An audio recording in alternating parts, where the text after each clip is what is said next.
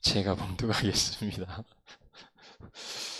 다윗이 사울에게 말하기를 마침에 요나단의 마음이 다윗의 마음과 하나가 되어 요나단이 그를 자기 생명같이 사랑하니라.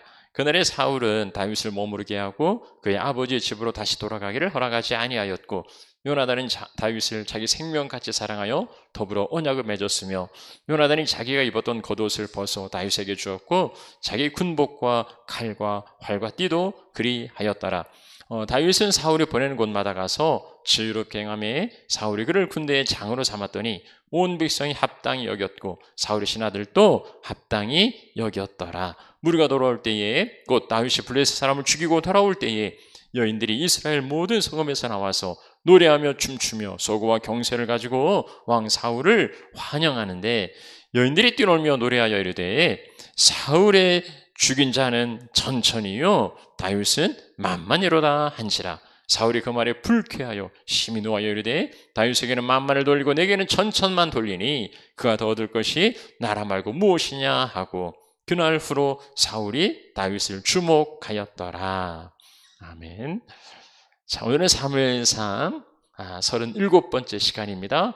다윗과 요나단, 사울, 이 제목으로 함께 말씀 나누겠습니다. 오늘날 그 동성애가 기독교 내에 처음엔 이슈가 되고 있지요. 보수적인 교회에서는 동성애를 엄격히 금하고요, 성경적인 근거가 전혀 없다고들 말합니다. 그런데 왜 동성애를 지지하는 사람들은 또 성경에 그 동성애를 지지하는 성경에 나와 있다고 또 이야기를 합니다. 우리가 읽은 이 본문에서도 동성애를 찾아볼 수 있다는데요. 여러분들은 이 본문에서 찾아보셨습니까? 아마 찾지 못했다면 성경을 비상적으로 읽거나 아니면 이미 알고 있는 내용으로 그냥 주위에서 듣지 않아서일 수도 있습니다. 다윗과 요나단인데요. 다윗과 요나단은 동생이잖아요. 같은 남성입니다.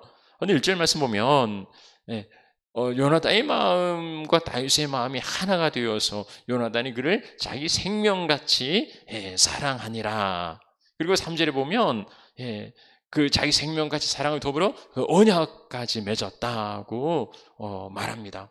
그러니까 서로 남성끼리 생명같이 사랑하고 언약을 맺었다고. 그래서 이것을 동성애로 보는 거예요. 오해하실까봐 말씀드리는데 이건 제 입장이 아니고 그렇게 보는 사람도 있는데, 세계적인 신학자라는 그 테드 제임스가 퀴어 신학자라는데요. 이분이 우리나라 와서 이제 강연을 하면서 이 본문의 말씀을 그렇게 해석했다고 합니다. 다윗과 요나단의 이 뜨거운 우정이 그게 동성애, 남자들끼리 사랑한다고 해서 그게 동성애가 될 수 있을까요? 다윗과 요나단은 분명히 서로 사랑하는 사이긴 했습니다. 나중에 이제 다윗이 요나단의 사랑을 보고 그들의 사랑이 기하여서 여인의 사랑보다 더하였다, 이성간의 사랑보다 더한 사랑이었지만, 그렇다고 해서 그 우정을 이 동성애로 둔갑하는 것은 자기 보고 싶은 대로 바라보는 확증 편향인 거죠. 이게 동성애가 아니에요. 성경은 어느 곳에서도 동성애를 용납하지 않습니다. 그리고 본문의 말씀이 동성애를 이야기하려는 것도 아니고요. 자, 오늘은 골리앗을 물리치고 교환하는 그 다윗에 대한 상반된 두 가지 입장, 두 가지 반응을 보게 되는데요. 이 두 가지 상반된 반응을 보인 사람은 아이러니하게도요, 부자가 아니에요. 사울과 요나단입니다. 자, 다윗을 두고 사울과 요나단이 어떠한 태도와 관계를 가지는지 오늘 본문을 통하여서 살펴보도록 하겠습니다. 자, 먼저 다윗과 요나단이에요. 자, 다윗이 그 골리앗을 물리친 후에 이제 사울이 그를 불러서 이런저런 이야기를 하는데요. 그 이야기를 그 자리에 요나단도 함께 있었고, 요나단도 함께 들었습니다. 다윗의 그 믿음의 고백은 요나단에게 큰 감명을, 큰 감동을 주었습니다.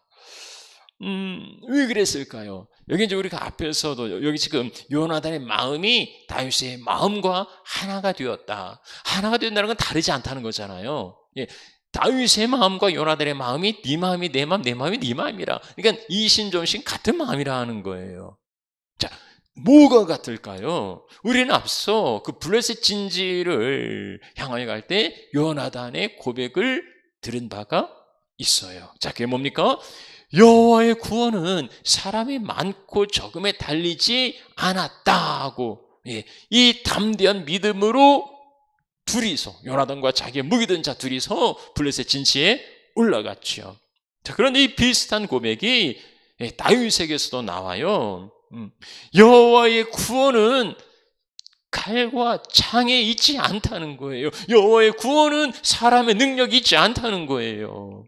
그리고 그 구원은 여호와께 속한 거라고요. 전쟁은 여호와께 속한 것인즉 그가 너희를 우리 손에 넘기시리라. 요나단은 이 믿음으로 둘이서 겁도 없이 블레셋 진지에 올라간 거 아닙니까? 예. 그러니까 이 면에서, 예, 이 신앙에서 요나단과 다윗은 서로 마음이 연결된 거예요. 예, 통한 거예요. 뜻이 통하고 마음이 통하는 사람을 만나면 얼마나 반갑습니까? 예, 이 믿음이 통하는 사람을 만나도요, 같은 신앙 안에 있는 사람을 만나도, 예, 뭐 섬기는 교회가 다르고, 아니면 또 뭐 다른 곳에 있어도 같은 신앙 안에, 이 통하는 신앙 안에 만나면 그 모임이 그렇게 즐겁고, 예, 복된 마음이지요. 같은 마음이면 처음 만나도, 예, 처음 봐도 낯설지가 않아요. 예. 우리가 형제 자매라고 부르는 건 그거 아닙니까? 우리가 예수 안에서 우리가 처음 만나지만은 같은 신앙을 가지고 있으면 그게 이제 형제 자매인 거지요. 또 다른 자기를 대하는 것처럼 친근하죠. 저는 그러한 만남을 가진 적이 있어요. 한 26년 전 1월의 마지막 날인데요. 이제 군산의 그 시티라이프라는 커피숍에서 한 사람을 만났습니다. 이게 막 그 번개를 맞은 듯이 막 이렇게 첫눈에 반한 그런 게 아니고요. 처음 만났지만 오랜 만남을 가진 것처럼, 그렇게 또 다른 나를 만난 것처럼 이제 편안하고 친근했습니다. 예. 그 후로 26년을 지금 같이 살고 있지요. 마음과 마음이 하나가 된다는 거, 바로 그런 게 아닐까 싶어요. 우리가 이제 그 인체나 아니면 그 피부 이식 수술을 하지 않습니까? 그러면 아무리 사람과 사람의 그 장기를 이식해도요, 이게 이제 이질감이 나오고, 그럼 저항이 일어나고, 이게 온전히 하나가 되지 못해요. 예수 안에서 그리스도의 피로 하나 되었다면은요, 거기에는 이질감이 있을 수 없어요. 그래서 바울이 남자나 여자나 종이나 자유사나 그리스도 안에서 다 하나라고 그렇게 선포하고 있는 겁니다. 좋은 관계는 말이 통하지만 더 나아가 생각이 통하고 믿음과 영이 통하는 거, 그게 다윗과 요나단의 만남이었습니다. 그래서 하나가 되었다고요. 예, 하나가 되었다.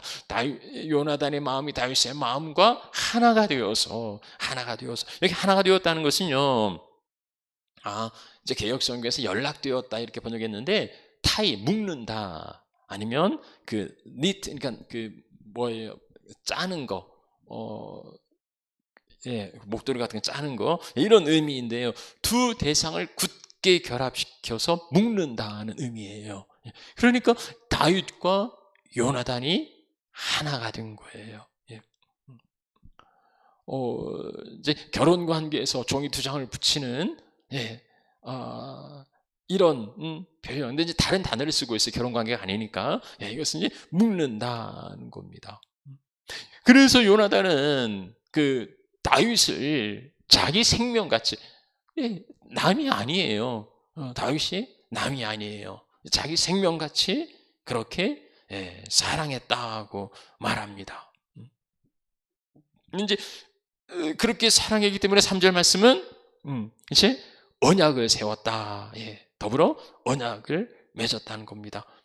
그 우정이, 그 신실한 우정이 자기들뿐만 아니라 그것을 유지해서, 예, 이 둘의 언약은요, 이후로도 변함이 없어요. 요나단은 다윗을 위기 가운데, 예, 생명 위기 가운데 건져줍니다. 다윗도 요나단에게 은혜를 베푸는데 요나단의 장례를 치러주고 그리고 그의 아들 무비보셋을 극진하게 보살펴 주지요. 엄숙한 그 언약을 맺습니다. 언약을 맺을 뿐만 아니라 자기가 입었던 겉옷 그것을 다윗에게 주고 군복과 칼과 활과 띠도 그리하였습니다. 이게 보통 우리가 이제 운동 경기 끝난 후에 서로 유니폼을 바꿔 입기도 하지요. 이제 기념하는 건데 여긴 서로 옷을 바꾼 게 아니었어요. 다윗이 요나단에게 준 건 없어요. 자, 이런 1절, 2절, 3절, 4절 말씀 보면은 요나단이 주도해 가는 걸 보게 돼요. 요나단의 마음이 다윗의 마음과 합하였고 요나단이 다윗을 자기 생명같이 사랑하고 어떻게 보면 일방적인 그러한 관계에 있어요. 이 요나단이 왕자고 또 연장자고 이제 다윗은 이제 뭐 목동이니까 그럴 수도 있지요. 그런데요, 여기 요나단의 사랑은 정말 자기 자신을 그 아낌없이 내어주는 사랑, 그 사랑이에요. 여기 외투를 벗어서 주었는데 그 당시 옷은 신분을 나타내는 거잖아요. 사울이 자기 투구와 자기 갑옷을 다윗에게 입혀봅니다. 그것은 왕의 갑옷이에요. 여기 요나단의 겉옷도 왕자의 신분을 나타내는 겉옷이지요. 그러니까 사울의 그 후계자라는 그 공적인 외적인 그러한 표시인데 그것을 벗어서 다윗에게 주었다. 이건 사울의 왕위를 이어받을 자가 다윗이라는 것을 이렇게 암시해 주고 있는 거지요. 겉옷뿐 아니고요, 자기의 군복과 칼과 활과 띠도 자기의 무기도 그리합니다. 우리가 앞서 보았지만 칼을 가진 자가 사울과 요나단밖에 없을 만큼 이 칼이 정말 귀한 그러한 무기였어요. 근데 그것을 자기의 무기를 다윗에게 준 겁니다. 이건 굉장한 거죠. 전쟁에서 자기의 생명을 보호할 수 있는 그 필수 장비들인데요, 이것을 다윗에게, 자기를 지키는 것을 다윗에게 넘겨주는 것 보면은 이건 뭐 자기 생명까지도 맡길 수 있다는 그러한 상징적인 의미도 있는 겁니다. 그러니까 자기 생명을 의탁할 만큼 그렇게 다윗을 깊이 신뢰한 거예요. 요나단은 사울의 왕위를 이어갈 후계자지만, 왕자지만 그럼에도 다윗을 견제하지 않아요. 오히려 자기의 겉옷과 자기의 무기를 다윗에게 건네주고 그를 신뢰하는 모습을 보게 됩니다. 다윗은 요나단뿐만 아니라 모든 사람들에게도 인정을 받았다고 이제 5절에 부연하여 설명하고 있는데요, 사울이 보내는 곳마다 가서 지혜롭게, 여기는 신중하게, 형통하게 이런 의미가 있는데, 아무튼 사울이 지시한 것을 아주 지혜롭게 잘 수행했습니다. 그로 말미암아서 사울은요, 그를 군대의 장으로, 그러니까 이제 국방부 장관 이런 것까지는 아니고 이제 10부장, 100부장, 50부장, 천부장 했는데 이제 그런 지위를 준 거죠. 뿐만 아니라 백성들이 그것을 합당하게 여겼고 더 나아가 사울의 신하들도 합당히 여겼습니다. 자, 여기까지 보면 다윗은요, 먼저 요나단에게 인정을 받죠. 그리고 사울에게도 군대의 장으로 임명될 만큼 인정받고요, 온 백성들도 나아가 사울의 신하들도 모두가 다 다윗을 인정하고 그리고 칭찬하는, 그래서 미래의 왕으로서 그 기반을 다져가고 있음을 보게 됩니다. 순조롭게 진행되어 갖고 있음을 볼 수가 있어요. 그럼 이렇게 이제 순조롭게 쭉 돼서 왕이 오르는가? 아니요, 이제 그건 아니었습니다. 자, 요나단과 상반된 태도를 보이는 또 한 사람을 보게 되는데요, 그는 요나단의 아버지 이스라엘의 왕 사울이었습니다. 자, 이제 6절 말씀부터 사울과 다윗과 사울에 대한 기사인데요, 블레셋의 그 골리앗의 나스 엘라 전투, 그게 이제 마무리되고, 그리고 남은 그 블레셋 잔병들, 블레셋이 도망가고 이스라엘 군대가 쫓아가서 추격해서 진멸하죠. 네. 이러한 그 전쟁이 마무리되기까지는 뭐 좀 상당히 시간이 걸렸던 것 같아요. 그래서 그 명령을 사울의 명령을 다윗이 잘 이제 감당했고, 그래서 많은 사람들에게 인정과 칭찬을 받았던 거지요. 자, 이런 모든 전쟁을 마치고서 이제 돌아옵니다. 그러니까 예루살렘에서는 개선 장군들 돌아오니까 아주 성대한 이제 환영 잔치가 열리는 거지요. 성대한 이제 환영을 받아요. 거기에는 이스라엘 그 모든 성읍에 나온 여인들이 이제 그 춤추고 소고와 이제 경쇠를 가지고서 뭐 이렇게 탬버린도 치고 뭐 스트라잉글 뭐 성출 뭐 이런 그 작은 악기들을 가지고 나와서 춤추면서 막 노래하면서 이 이제 개선 장군 사울 일행을 맞이합니다. 자, 이 행사의 주인공은 누굽니까? 왕 사울을 환영하는데, 사울을 환영하기 위한 그러한 행사였습니다. 여인들이 뛰놀며, 뛰논다는 것은 기쁨에 겨워서 음악에 맞춰 천진난만한 춤을 추는 거예요. 그리고 노래합니다. 노래해요. 이거는 그 가사를 붙여서 이제 그 개선 장군 사울과 그 병사들을 지금 맞이합니다. 여인들의 노래가 이거예요. 사울의 죽인 자는 천천히요, 다윗은 만만히로다. 이거 히트했어요. 그래서 이 노래가 나중에 블레셋까지도 알려지고, 이자가 누굽니까? 바로 그 노래 주인공 아닙니까? 이렇게 블레셋 신하들이 이제 지적할 만큼 널리 전해진 그런 유행한 노래가 되었어요. 자, 사울은 그의 천을, 다윗은 그의 만을 죽였다. 이제 그 고대 문서들을 보면 천이나 만이 상징하는 게 있어요. 뭐 천은 만의 뭐 10배입니까? 그런 것보다는 많다는 거예요. 그러니까 사울도 많이 죽이고 다윗도 뭐 많이 죽였다. 뭐 이런 식으로 이제 이해해 볼 수도 있겠습니다. 자, 그런데 보세요. 요 노래 가사를 보면 이게 대꾸잖아요. 사울이 나오고 다윗이 나오고 숫자가 나옵니다. 천천히고 만만이라는 거. 그러니까는 비교하고 있는 거지요. 그런 의도를 가지고 그런 의미를 가지고 했는지 안 했는지는 모르지만은, 그러나 이 노래 가사는 명백하게 사울과 다윗을 비교하고 있어요. 그러니까 어떤 그 여인들의 그 칭찬이, 노래가 바람직한 건 아니지요. 아니지요. 그러나 이제 어쨌든 여인들의 노래가 어떤 민심을 반영하고 있다고 이제 그리 볼 수 있다면, 그 하나님의 의중을 보여주고 있는 것으로 이해할 수 있다면, 이제 또 사울이 뭔가 교훈을 받았을 수도 있겠지만, 그러나 어쨌든 그럴지라도 이 노래 자체는 그렇게 이제 적절한 건 아니었습니다.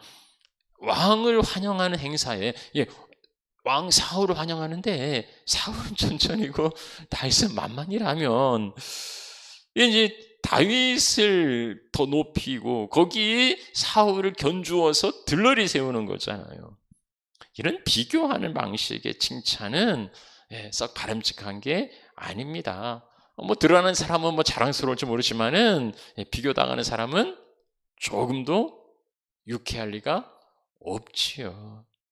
여인들이 뭐 그런 의도를 하지 않았다 할지라도 사울은 자기를 위한 행사에서 그 의문의 일패를 당한 겁니다. 더군다나 이게 다윗에게도 좋은 영향이 안 가요. 이런 칭찬을 들으면 권력을 가진 사울이 다윗을 뭐 좋게 보겠습니까?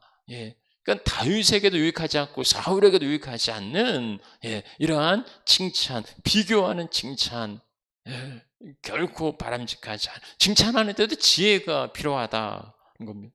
이제 뭐 이렇게 뭡니까, 웹서칭을 해보면 칭찬의 기술 가지고 뭐 큰 일뿐 아니라 그 사소한 일을, 그리고 두리뭉실한 게 아니라 구체적으로 그 결과가 아니라 그 과정을, 뭐 이런 이제 칭찬의 지혜를 이야기하는데, 또 하나 중요한 게 뭐냐면 비교해서는 안 된다는 거예요. 칭찬하는데 너는 네 형보다 나아, 뭐 이런 식으로 칭찬하면 안 된다. 우월감을 가지거나 열등감을 가질 수 있기 때문에. 그래서 다윗이 사울보다 뭐 10배 낫다 이런 식의 칭찬은 결코 바람직하지 않고요.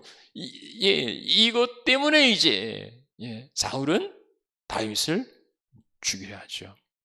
자, 근데 어쨌든 여인들의 그 칭찬이 좀 아쉽긴 하지만 이 칭찬에 대한 그 사울의 반응은 더욱 아쉬워요. 자, 사울이 무슨 반응을 보입니까? 사울이 그 말을 듣고 불쾌하여. 첫 번째는 불쾌하게 여기죠. 아니 뭐 이런 이야기를 듣고 통 크게 그냥 뭐 유쾌하게 허허하고 웃어넘길 사람이 몇이나 있겠습니까?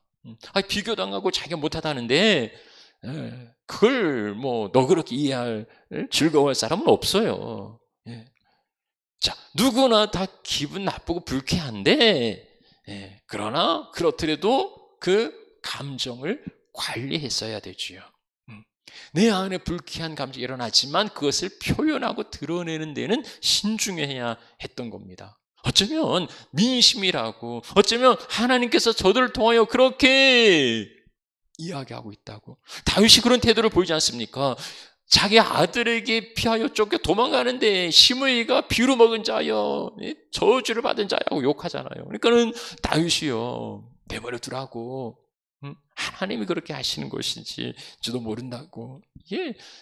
사울이 이 여인들의 그 철없는 그 노래에 좀 더 이렇게 생각했더라면 망가지지 않았을 텐데요. 그러니까 자기를 돌아보고 하나님께서 원하시는 게 뭔지를 찾았더라면 그러면 사울은 새로워졌을 거예요. 자, 그런데요, 사울은 이 불쾌한 데서 더 나아갑니다. 두 번째는 노하는 거죠. 심히 분노합니다. 자기의 불쾌한 감정을 드러내고 있어요. 왕입니다. 사울은 왕이에요. 누구도 그를 견제할 수 없는 절대 권력을 가진 왕이에요. 그러니까 마음대로 분노하는 거죠.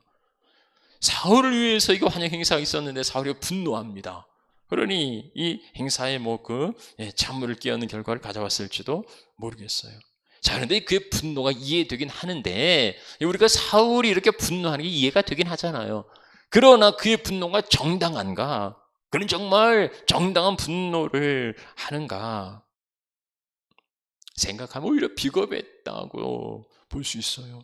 그는 정말 불쾌하게 여겼을 때에, 분노해야 될 때에 그러잖아요. 골리앗이 이스라엘 앞에 나와서 하나님을 모욕하고 이스라엘을 모욕하는데도요, 사울은 이스라엘 왕으로서 블레셋 골리앗 앞에 찍소리도 못했습니다. 뒤에 숨어서 침묵하고 잠잠했어요. 분노해야 될 때 사울은 분노하지 못하고 그저 자기 자리와 자기 목숨을 지키기 위해서 비겁했습니다.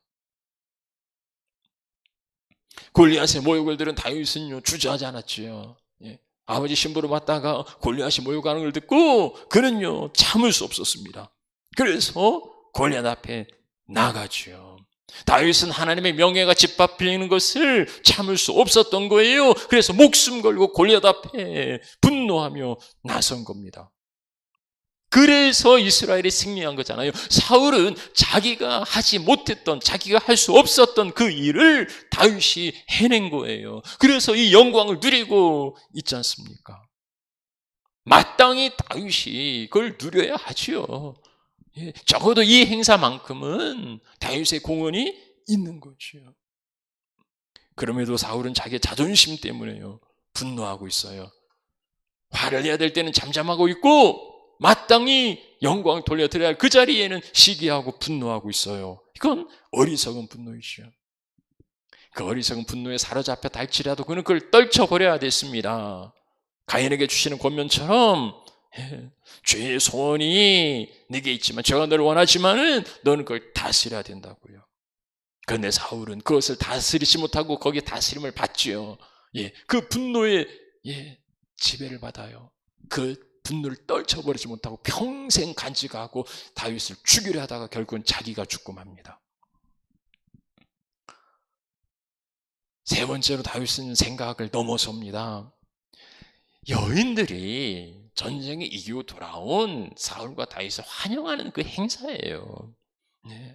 그냥 그 행사에 노래한 것뿐입니다. 자, 그런데 여기에서 사울은 뭘 생각하냐면 이제 그가 얻을 게 나라 말고 뭐냐. 성급하게 왕이 다윗이 될 거라고 그렇게 결국에는 왕의 자리에 맞아 그에게 돌아가겠구나, 이리 생각하는 겁니다. 왕으로 세우는 것은 여인들이 세우는 게 아니에요. 여인들이 뭐 노래했다고 왕이 됩니까? 그럴 리 없어요. 왕은 하나님이 세우지, 그 여인들이 그 노래는 그냥 승리해서 돌아오는 사울과 다윗을 기쁨으로 축하하는 노래일 뿐입니다. 근데 이제 그 노래 하나 듣고서는 이 왕권에 대한 아주 그 중대한 위협으로 생각하고 피해망상이지요. 성경 우리에게 말합니다. 선을 넘지 말라고요. 마땅히 생각할 그 이상의 생각을 품지 말라고요. 만약에 이런 여인들의 그 노래를 하나님 경고로 들었다면, 민심의 경고로 들었다면 사울에겐 정말 좋은 기회가 되었을 거예요. 그러나 사울은 자기 왕권을 주신 하나님 앞에 바로 설 생각보다는 자기가 누리고 있는 왕권을 지켜내려고 하는 욕망만 가지고 살았습니다. 이게 사울의 불행의 파국의 시작이었던 거예요. 오늘 우리는 두 사람을 보았습니다. 말씀 마치죠. 살아가면서 불쾌할 때가 있죠.